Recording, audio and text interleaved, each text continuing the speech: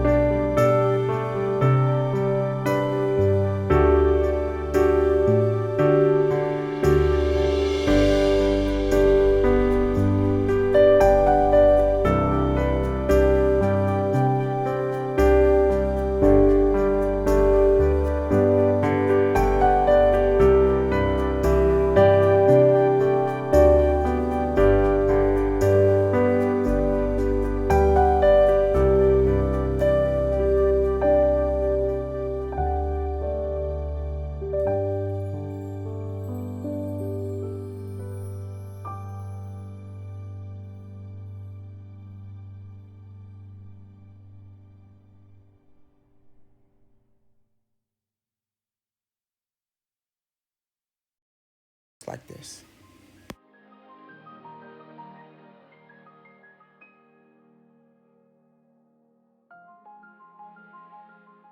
How long you let the Citristrip sit really depends on the finish you're working on. For most pieces, I'll give it at least 20-30 minutes. If you've got a really stubborn lacquer or thick varnish, don't be afraid to leave it on for an hour or more. The key is to let the product bubble and wrinkle the finish. Then you know it's ready to scrape.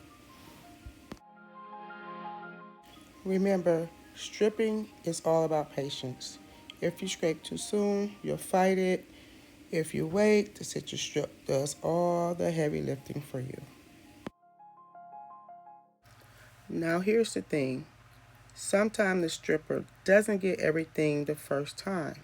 That's normal. Just scrape, wipe down, and reapply as needed.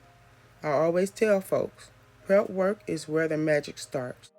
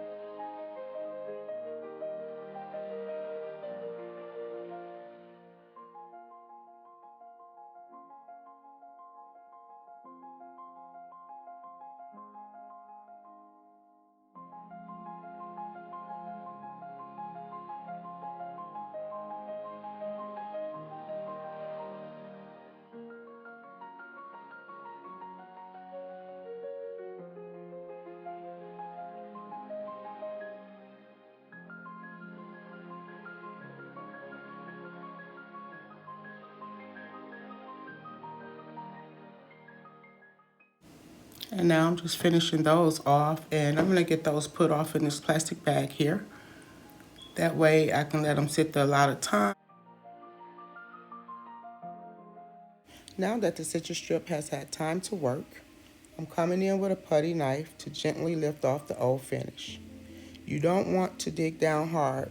Just glide across the surface and let the bubble layers peel away.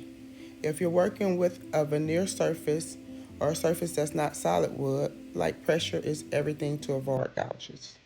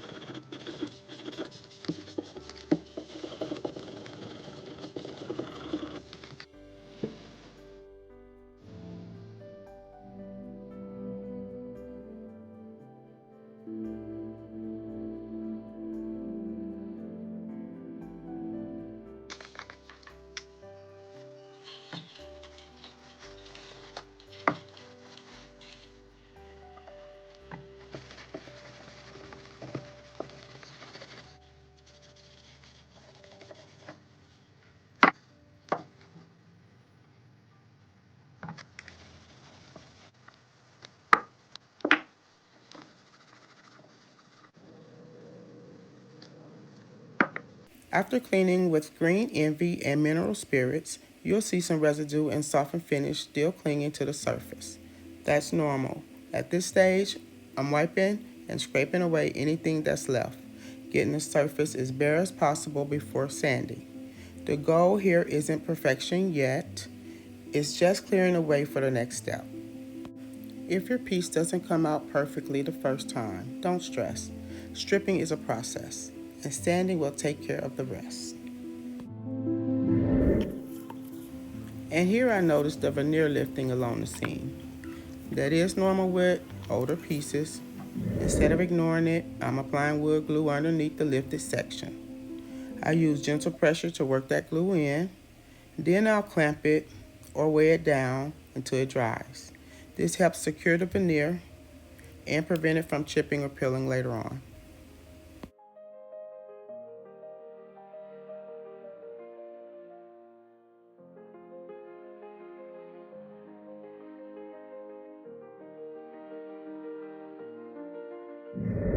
Anytime you're working with veneer, treat it gently.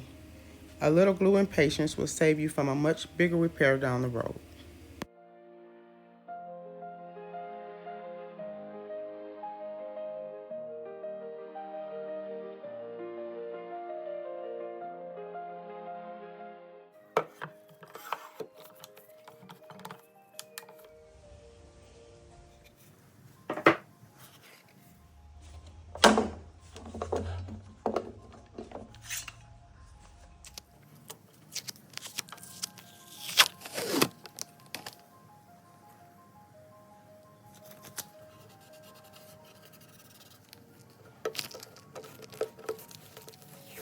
And now that the glue has fully dried and the veneer is secured, I can move on to sanding. This step evens out the surface, smooths any repairs, and preps the wood for the finish.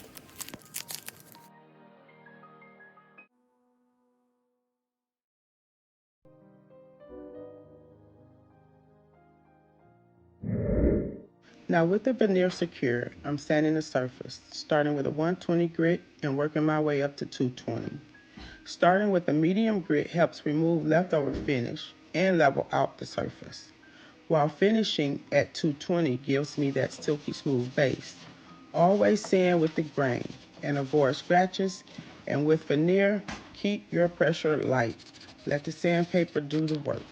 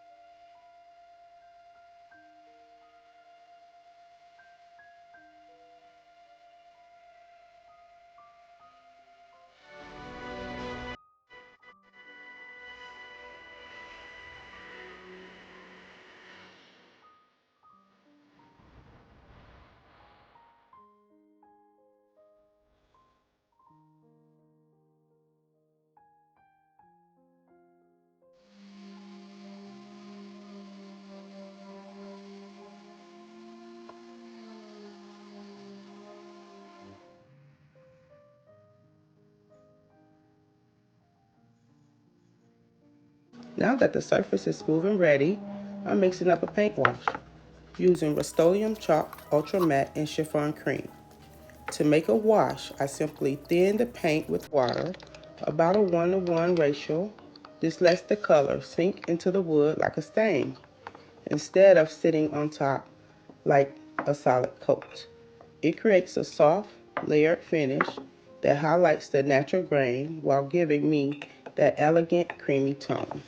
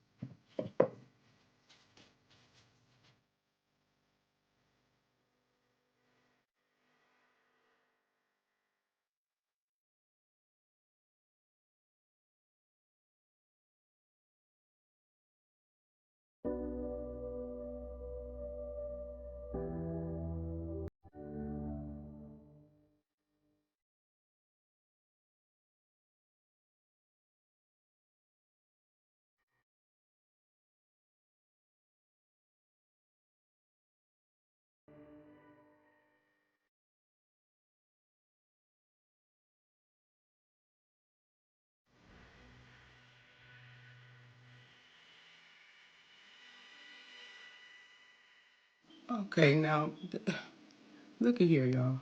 Look at here. Okay. Hand goes under. Like, seriously, what are you gonna catch with that? What are you gonna catch? Cut this out. I crack myself up sometimes.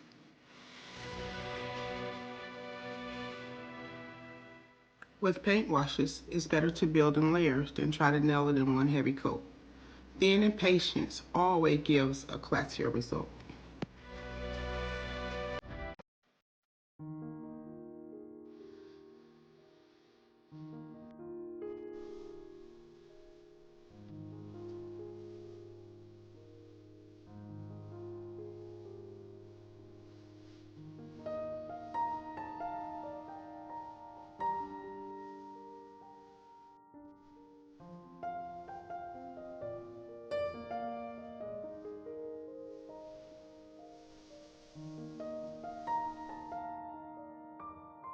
For the finish, I'm using Rust-Oleum Gel Stain in Smoke Glaze. This product gives me that rich tone and a smooth, blended look that feels luxe without hiding the natural characters of the wood. I always set up with gloves, a good brush, and plenty of shop towels, because with glaze, the white back is just as important as the application. Think of it like shading. You control how bold or subtle the effect is by how much you leave behind.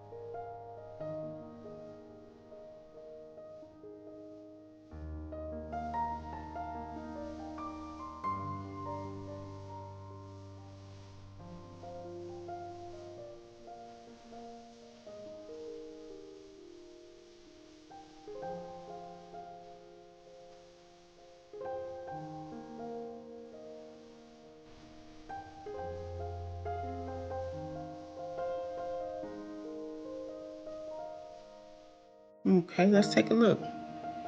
Pretty decent. I like it, I like it.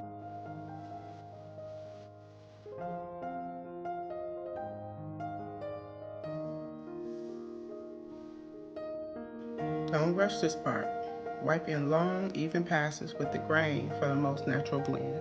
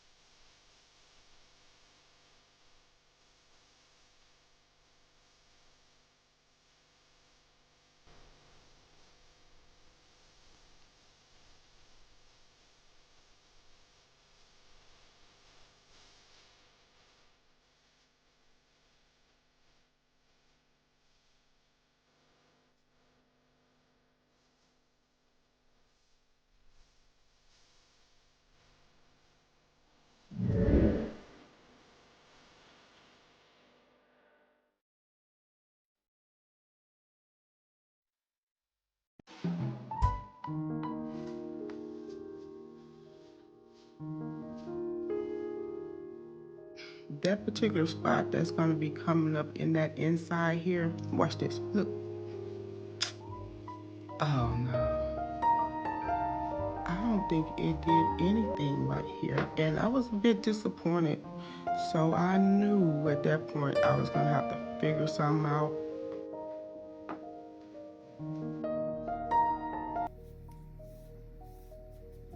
To add some elegance, I'm bringing in metal leaf.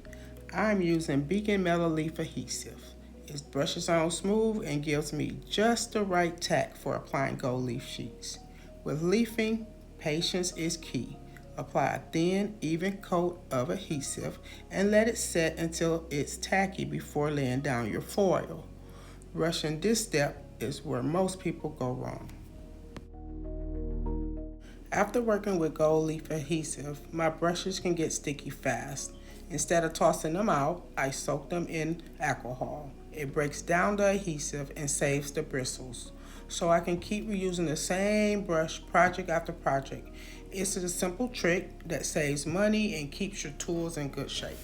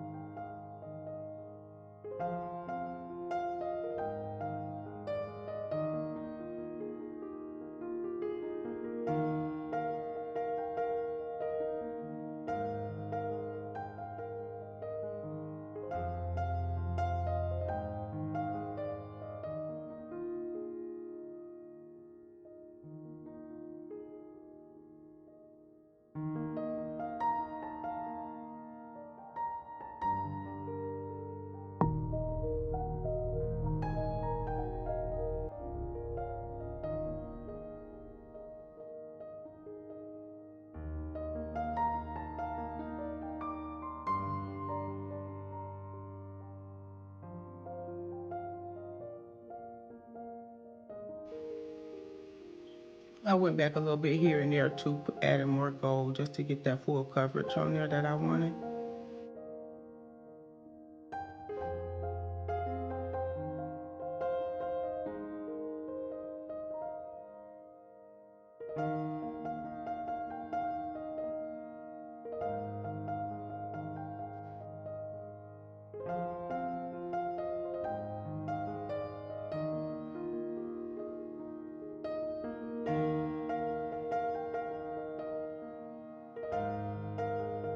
For the accent, I'm bringing in Waverly chalk paint in the color ink. This rich black tone gives me the contrast I need to balance out the lighter wash and glaze. Using a darker accent on trim or detail is what makes a piece feel grounded and dramatic instead of washed out.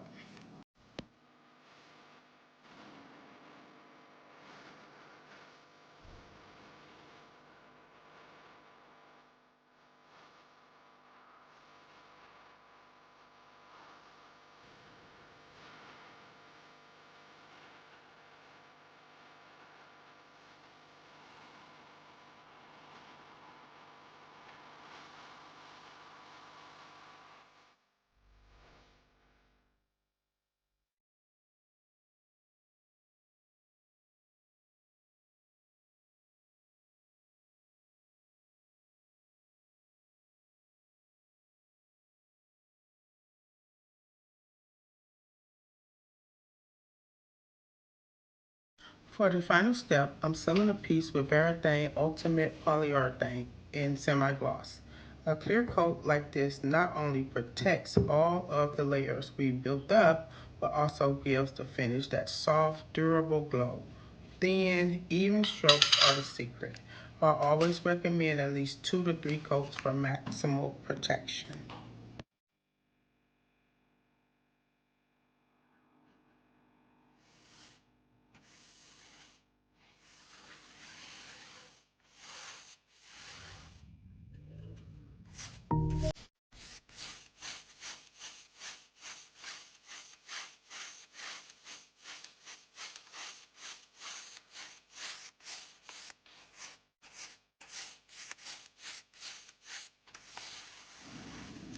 Don't rush the top coat. The patience you put in here is what makes the piece last for years.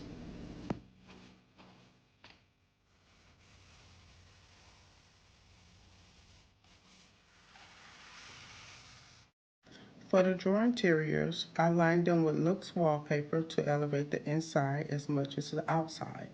Even though it's a subtle detail, it makes opening the drawers feel special and finished.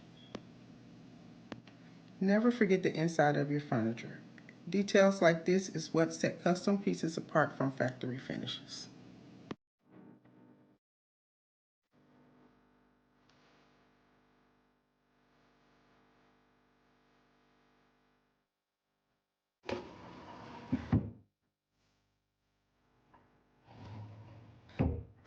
This is where we started.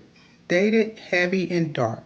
A solid piece, but it had none of the personality it deserved.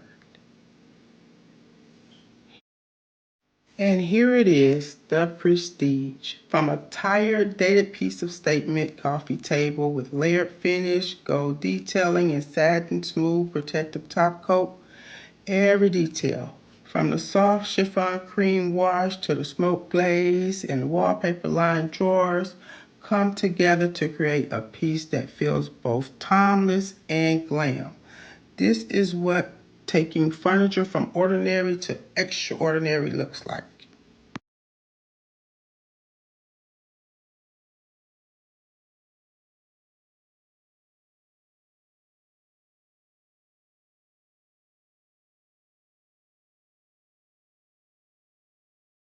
This transformation proves what's possible when you layer techniques and details.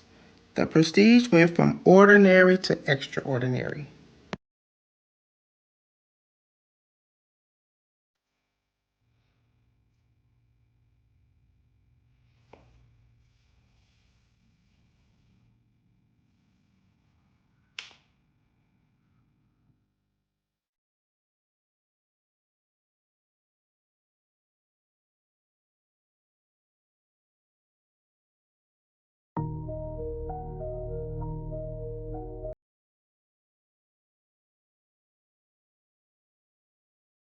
You've been watching Walkwood Furniture, where every makeover is a showstopper.